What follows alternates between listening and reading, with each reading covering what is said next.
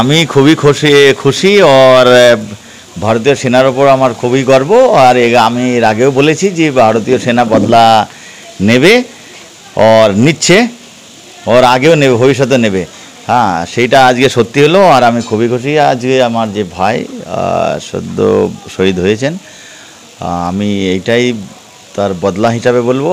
আর যে আমাদের পেহেলগামে যে 26টা টুরিস্ট পর্যটক যেটা নিহত হয়েছিল তার বদলা, और সেটা ভারতীয় সেনার উপর খুবই আমি গর্বিত। और ভারতীয় সরকারের উপরে যেটা বদলা নিয়েছে তার জন্য আমার খুবই খুশি। আগামী দিন কি চাইছেন? আমি আগামী দিন এইটাই চাই, দেখো লড়াই কেউই চায় না। হ্যাঁ, আমিও চাই যে শান্তিতে থাকুক, সবাই শান্তিতে থাকুক और শান্তি চাই দেশের ভিতরে।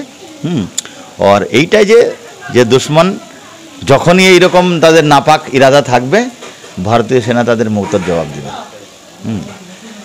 আগামী দিন যেটা হবে তার জন্য ভারতীয় সেনা 24 ঘন্টা প্রস্তুত আছে। और পুরা ভারতবর্ষের সাথ আছে। সেনার উপর ভরসা রাখুন, সেনা 24 ঘন্টা প্রস্তুত আছে।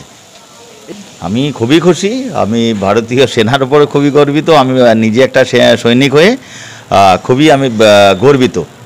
और যেটা আমার পরিবারের তরফ থেকেও, পরিবারও খুবই গর্বিত যে ভারতীয় সেনা আমার ভাইয়ের বদলা নিয়েছে, পর্যটকদের বদলা নিয়েছে। তার জন্য খুবই আমি খুশি।